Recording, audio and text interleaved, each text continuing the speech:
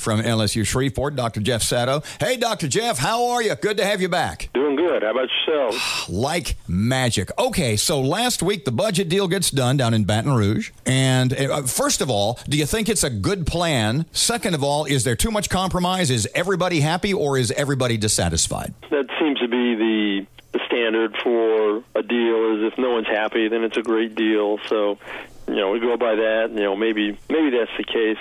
But certainly it was something that there's a lot of discussion about it, and there's well known that there have been a number of forecast deficits that have come up over the years quite consistently, and yet the final product doesn't seem to really recognize that, and we'll just have to see in a few months which side was right about this. Jeff, you write that the governor should place, quote, epic failure in leadership on himself.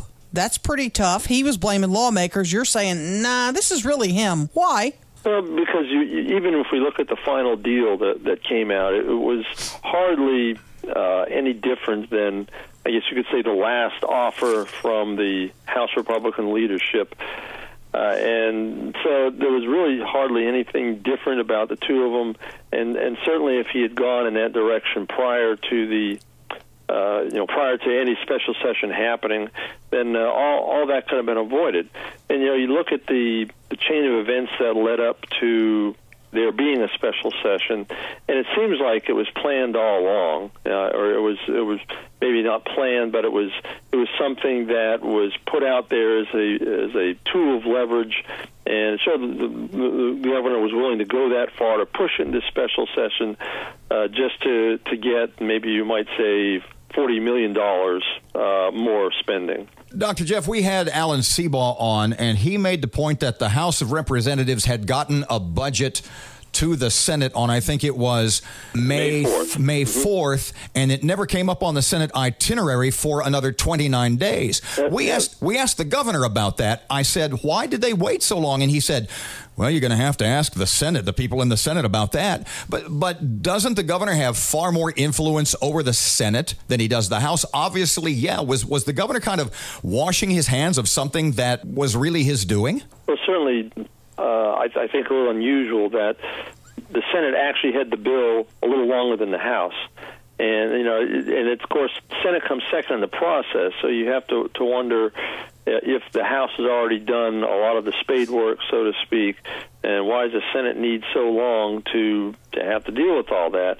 And, the fact of the matter is that the governor has worked much more closely with the Senate leadership, and I find it difficult to believe that there wasn't some mention of scheduling and the like that went on between the two of them. Or that for 29 days or however many days it was, that it never occurred to the governor to ask, did the Senate act on the House budget yet, right? Yeah, again, they've shown a tendency, the President of the Senate, John Alario, and Governor John Bel Edwards, to work closely on a lot of matters. So it just, again, I find it difficult to believe that the topic didn't come up once. Doc, the governor has talked to us last week, saying that another special session we're going to have to avoid the fiscal cliff. He says it is to replace revenues that are going off the books, not to raise revenues. Is that just mincing words? Yeah, it is. It comes down to, we've heard this before from other governors. When we talk about city politics and the like, when there are renewals for taxes. What's the difference between a renewal and a new tax? It does kind of get semantical in that sense. You anticipate that special session when, and what do you see it including? Probably will be early next year, a month or two prior to the regular session, and it will be, I think there'll be some measures about, quote, tax reform in there, but mostly it's going to be just all about raising revenues because with this governor, the two are inseparable. Tax reform to him equals higher taxes. Keeping that penny on the books, you anticipate that? Well, that may be what ends up happening, or a portion of it, because the House, in large part, does not want to see tax increases.